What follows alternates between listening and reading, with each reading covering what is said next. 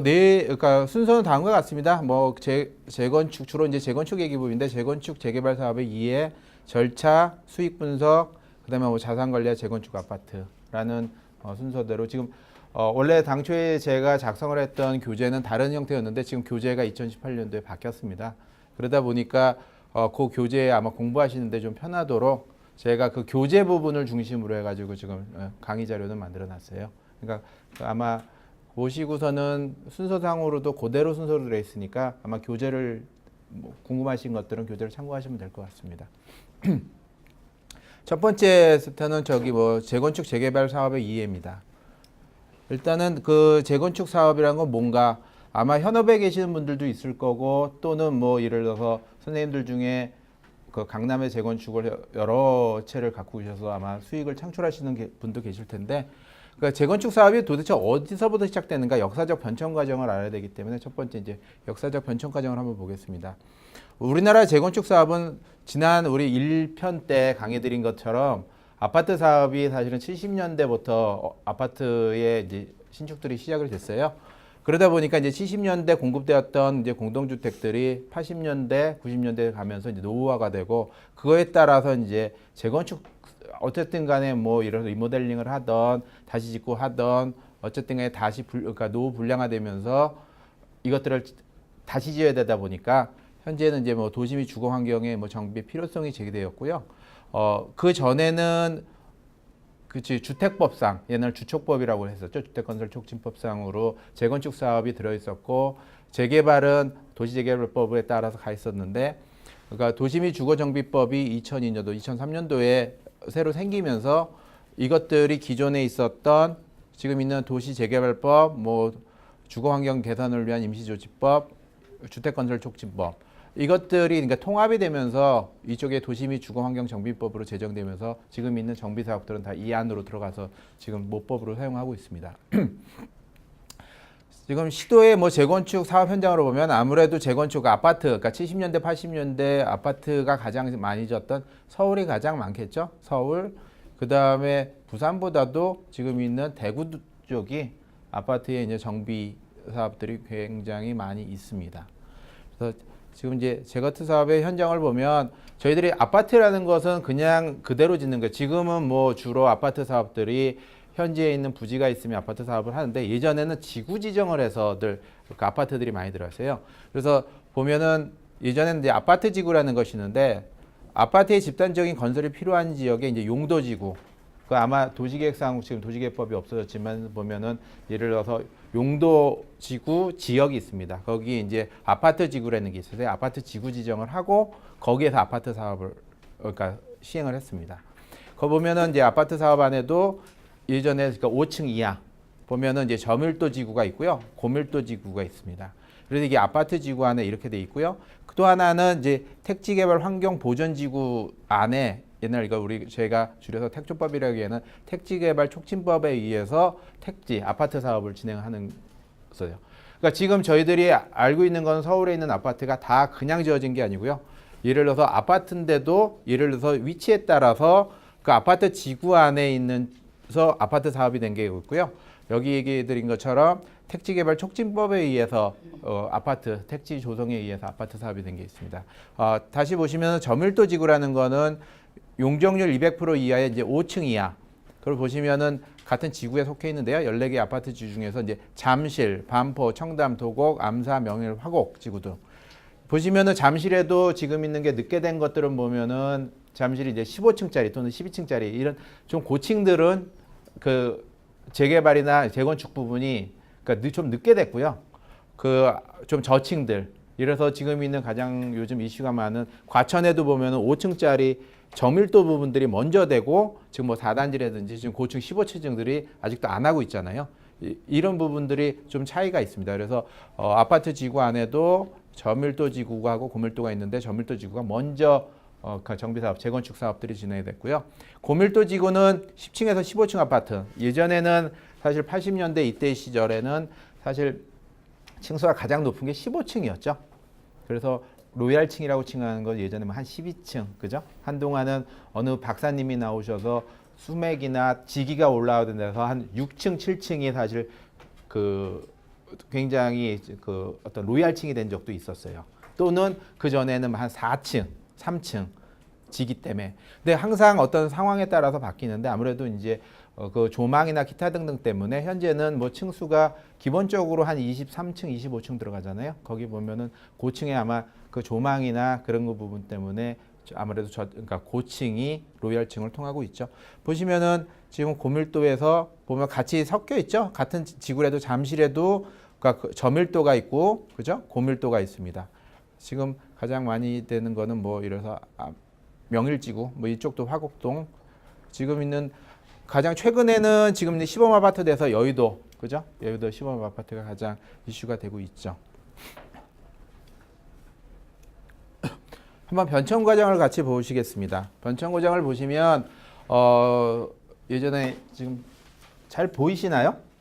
화면이 지금 제가 저거를 해서 그러니까 1965년 이전에는 이제 기존의 제도가 이제 1934년은 그러니까 일제 강점기 시절에 조선 시가지 제도령에 따라서 뭐 진행을 했는데 이전에는 사실 뭐 아파트 사업이 지난번 1편 때 설명을 드린 것처럼 별로 아파트 사업들이 진행이 별로 많이 되지 않았었어요. 그러다가 70년대 이제 도시계획법이 제정되고 70년대에 이제 어떤 주택의 수요들이 굉장히 요구되면서 70년대부터 아파트 사업들이 굉장히 이제 활성화가 되기 시작을 했고요. 그래서 지금 보시면은 72년도 우리나라 지금 있는 그러니까 현재 있는 주택법으로 개정은 되어 있지만 모든 주택들이 들어가는 주택건설촉진법 현재는 이제 주택법입니다. 그 법에 따라서 아파트 사업들이 진행이 됐고요. 그러니까 재개발 본편에서는 사실 재건축을 중심으로 설명이 되어 있는데 도시재개발법 제정, 뭐 그다음에 도심 재개발 기본계획 수립 이런 것들을 통해서 70년대부터 이 법에 대한 모법들이 생겼고요.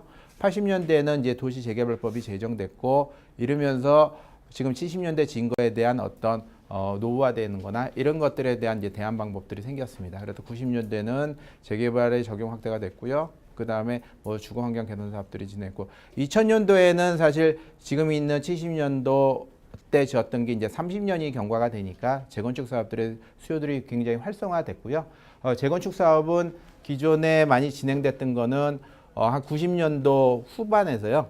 그러니까 첫 번째 됐던 거고 가장 활성화가 많이 됐던 거는 이제 2000년도 초반, 한 2001년, 2년도, 뭐 2004, 5년도 그 이후에도 계속 시장의 변화에 따라서 재건축, 특히 이제 강남 재건축 부분은 굉장히 활성화가 되고 있습니다. 현재는 지금 재개발 재건축이 예전에는 이제 정비 사업이라는 구조로 갔다가 지금 2014년도에 도시재생 활성화 및 지원에 관한 법률, 지금 우리 도시재생이라고 표현하는 거죠. 이거를 같이 묶어줘서 제가 1강 때 설명을 드렸었나요? 그 보면은 지금 있는 예전에는 뭔가를 새롭게 한다는 자체는 예를 들어서 예전에 무조건 기존에 있었던 것 철거를 하고 새로운 신축 아파트를 짓는데 도시재생이라는 거는 일부는 철거를 하더라도 일부는 활용 계속 그러니까 존치를 하면서 하는 구조입니다. 근데 지금 도시재생이라고 지금 구조를 하니까 사람들은 지금 있는 정비 사업이 포함이 안 돼 있다고 생각하는데 사실은 큰 틀 안에 도시재생 안에 일부가 정비 사업, 그러니까 신축하는 부분도 껴져 있는 거죠. 지금 가장 그 문재인 정부 들어서 원래는 법이 생긴 거는 이제 박근혜 정부 때부터 도시재생법이 생겼는데 가장 지금 어떤 이쪽 재건축이나 재개발 또는 어떤 이 서울 도시 부분에 가장 이슈가 되고 있는 거는 이제 도시 재생이라는 부분이 가장 그러니까 얘기가 나오고 있죠. 한번 보시겠습니다. 그 지금 있는 그러니까 저밀도 지구 아까 얘기를 드렸었는데 아파트 지구 중에서 보시면은 지금 있는 단지들이 굉장히 크죠. 청담, 도곡, 잠실, 뭐 암사, 명일, 반포지구, 화곡. 지금 반포지구 같은 경우에도 지금 재건축을 해서 뭐 반포, 자이, 그죠? 힐스테이트 이것들이 대부분 이제 진행이 되고 있고요. 반포 자이는 좀 입주한 데 꽤 됐죠. 지금 보면은 굉장히 지금 저밀도 지구가 보면은 아파트 중에서 재건축 중에서 좀 시장에서 또는 신문을 통해서 굉장히 좀 트렌드되고 굉장히 이제 수익성이 좋은 사업들 이게 다 거의 다 보시면은 물론 이제 서울 강남이면은 굉장히 수익성이 좋다고 얘기를 하는데 저밀도 부분이 그러니까 수익성이 좋은 사업자입니다. 왜 저밀도가 좋으냐는 조금 이따 다시 한번 보시겠습니다. 근데 고밀도 지구입니다. 그러니까 저밀도를 개발을 하고 나서 그 다음에 이제 더 이상 개발할 부분들이 없다 보니까 이제 고밀도도 뭐 15층이 돼 있어도 용적률, 그죠? 용적률이나 이런 것들이 그러니까 신축이 적어서 사업성이 떨어지면서 저밀도에 비해서 그럼에도 불구하고 뭐 위치나 기타 등등해서 지금 개발들이 되고 있죠. 그래서 지금 보면은 잠실도 좀 나눠서 돼 있었죠. 그래서 저밀도 부분이 먼저 돼 있었고요. 지금도 아직도 안 한 것도 있지만은 최근에 뭐 지금 현재 준공돼 있고 이런 것들은 이제 중밀도 뭐 12층짜리나 15층짜리 그죠? 그런 부분들이 있습니다. 여기 보시면은 뭐 잠실 다 지금 있는 최근에 뭐 다 얘기 나오는 지역들이죠. 여기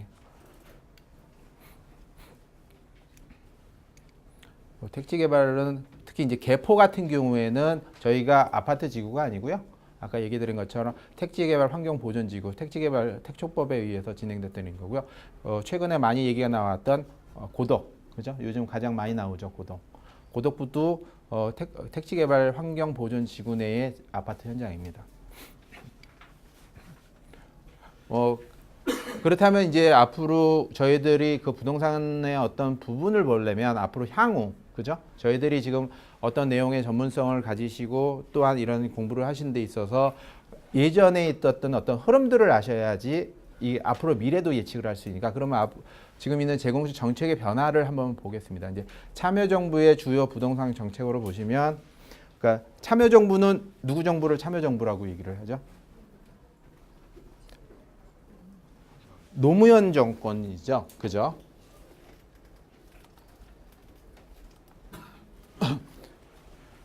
노무현 정권은 지금 현재 되게 공부를 좀 더 많이 하셔야 되는 부분은 뭐냐면 현재 있는 문재인 정부가 사실은 그 지금 있는 참여정부의 어떤 승계라고 어떤 표면적으로 나타나고 있기 때문에 지금 있는 참여정부의 주요 부동산 정책을 한번 보도록 하겠습니다.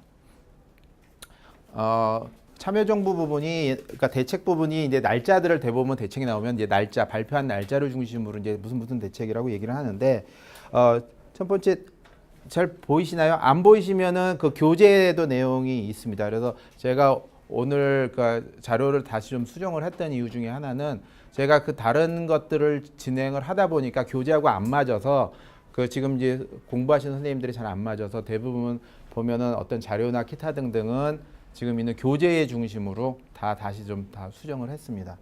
그래서 보시면은 이제 2003년도에 이제 5.2 대책이라고 얘기를 하죠. 여기 보면은 주로 보면 이제 분양권 전매 어쨌든 간에 노무현 참여정부는 그러니까 부동산 그 활성화가 아니고 억제 정책을 했죠. 지난번에 얘기 드렸던 것처럼. 그다음에 계속 정책들을 보시면은 뭐 재건축 소형 그러니까 9.5 대책 같은 경우도 재건축 소형 평형 의무 비율 적용. 결국에는 다 어떤 내용을 하는 데 있어서 좀 제한을 주는 거죠. 그다음에 뭐 12구 대책 가장 셌던 부분 중에 하나가 그 부분이죠. 뭐 예를 들어서 지금 이제 금융 부분을 끊는 LTV 뭐 적용 비율이라든지 그다음에 여러 가지 대책들이 있습니다. 그래서 지금 2006년도 최근에 우리 얼마 전에 2월 달에 2월부터 해서 1월 말까지 유보했던 이제 그 2006년도에 보시면 재건축 초과이익 환수 적용했다가 그러니까 유보를 했다가 그러니까 올해 2018년도 1월 달부터 이제 이 재건축 초과이익 환수제 부분이 굉장히 이슈가 많이 됐었죠. 그 다음에 2007년도에 뭐 분양가 상한제로 민간 택지 이거는 뭐 재건축 부분하고 상관없지만 어쨌든 부동산에 있는 어떤 가격이나 이런 것들을 제재를 많이 했죠. 그러므로 인해서 영향은 어차피 그 정비 사업, 재건축 사업에도 영향을 끼쳤죠. 그 다음에 그 건설 사업에 굉장히 그 활성화를 시키려고 의도를 많이 했던 MB 정권, 그죠? 이명박 정권인 경우에도 보시면은 예를 들어서 후분양제를 착공시에 하는 걸로 이제 폐지를 했고요, 그죠? 그 다음에 뭐 양도 금지하는 거는 투기과열적으로 제한을 뒀고요, 소형 의무 비율도 여기서 지자체 조례로 결정하기로 하고 임대주택도 그 지금 있는 참여정부 때 어떤 의무 비율을 하다 보면 수익성이 떨어지는 부분을 여기서 MB 정부 때는 이제 폐지를 했고요. 그 다음에 이제 안전진단도 어느 정도 완화를 시켰고요. 용적률도 허용을 했고요. 초과이익 환수도 유지를 했습니다. 이거는 어쩔 수 없이 아마 MB 정부도 그 부분에 대한 것들은 그러니까 좀 감당을 하기 힘들었는지 이거 유지를 하고 그 위에 이제 박근혜 정부 때 그거에 대한 이제 모루를 했다가 2018년도 1월을 마지막으로 지금 다시 재건축 초과이익 환수제가 다시 시행이 되고 있습니다. 이제 박근혜 정부의 재건축 정책입니다. 지금 초과이익 환수제가 진행을 하다 2017년까지 유예를 시켰고요. 그러다 보니까 이제 기간상으로 보면 2017년 12월로 종료인데 기간상으로는 1월 달이었어요. 그래서 2월 2일인가? 그 2월 초에 다시 이제 초과이익 환수제가 다시 시행이 됐고요. 보면은 이제 조합원 소유의 주택 수만큼 주택 분양 허용. 지금 현재도 현재 정부도 지금 있는 조합원의 1가구 그죠? 한 세대 그 부분에 대한 것들이 지금 강조가 되고 있죠. 그 다음에 재건축 연한 부분은 기존에는 이제 40년으로 됐었던 걸 30년으로 단축을 했습니다. 그래서 예전에 재건축에 굉장히 노후화가 됐는데도 불구하고 기간 40년 동안 유지를 하다 보니까 보수도 못하고 뭐 이런 부분이 있었던 거를 지금 있는 30년으로 단축해서 재건축에 어느 정도 보면 박근혜 정부도 재건축 부분을 조금 어느 정도 활성화 부분으로 조금 그러니까 구도는 잡고 있었던 겁니다. 그다음에 소형 평형 의무제도 약간 제도를 개선했고요. 여기 보면 뭐 조합 동의 요건도 완화를 했고요. 뭐 여기에는 오피스텔 이 부분에 대한 재건축의 전면적인 연면적인 오피스텔 공급이 가능하도록 했습니다. 결국에는 그러니까 참여정부 정책성으로 보면은 그러니까 참여정부 부분은 굉장히 주택 시장 자체를 전체적으로 좀 제한을 하는 구조였다가 그죠? 더 재건축 부분은 특히 이제 재건축을 하다 보면은 강남 지역이나 기타 등등에 대한 부분이 있다 보니까 참여정부는 서민을 중심으로 하다 보니까 재건축에 대해서 조금 더 그러니까 제한을 좀 많이 뒀고요.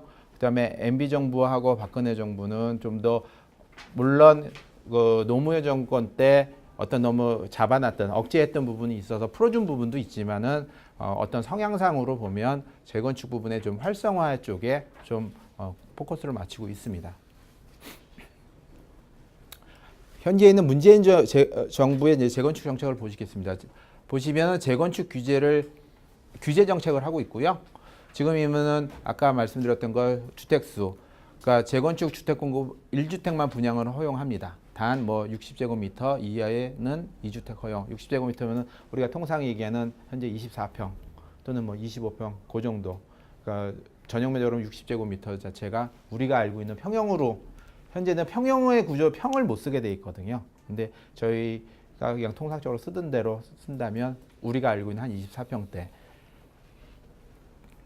그다음에 뭐 보시면은 이제 조정 대상 지역을 선정해서 투기 과열 지구 뭐 지정 요건 중에 과열이 발생되거나 우려가 있는 지역은 조정 대상 지역으로 선정해서 효과는 뭐 맞춤형 청약 제도를 실시하고요. 그 얘기는 뭐냐면 전매 기한을 강화하고 재당첨 뭐 1순위 제한을 하겠다. 좀 그 청약이나 아니면 그걸 받는 사람들에 대해서 이래서 좀 제한을 하겠다. 그러니까 투기 수요를 좀 막겠다는 얘기겠죠. 단기 투자 수요 관리를 해서 중도금 대출 요건을 강화했고요. 뭐 청약 가점제 실시, 특히 이제 가장 좀 강력한 금융위제로 보면 이제 LTV 강화를 했죠. 그래서 기존에는 70% 정도였던 걸 60%, 물론 이제 민간은 60였다 50으로 줄이고 현재는 그러니까 내부적인 지침에 따라서 은행들이 LTV 규정은 이름에도 불구하고 그러니까 40% 정도로도 내려가 있는 경우도 있습니다. 그래서 그다음에 DTI 같은 경우에도 60%에서 50%로 좀 하향을 했습니다. 이거는 뭐냐면 대출 자체가 사실 우리나라 아파트 구조에 우리가 매입을 하는 건 사실은 그러니까 내 자금으로 한다기보다는 금융에 있는 에버리지 효과를 해서 사실은 매입을 하는 구조일 적에 대출이 잘 진행이 안 되면 사실 매입을 할 수 있는 구조가 어렵죠. 근데 이제 정책적으로 보면은 구조상으로 이 대출을 받는 사람들은 그러니까 투기 수요다라고 간주를 하고 있는 거예요. 근데 사실은 내용상으로 보면 투기 수요일 수도 있지만 사실은 서민들이 내가 살고 있는 내가 집을 살려면 팔거나 현금이 돼야만이 가능한데 그렇다면은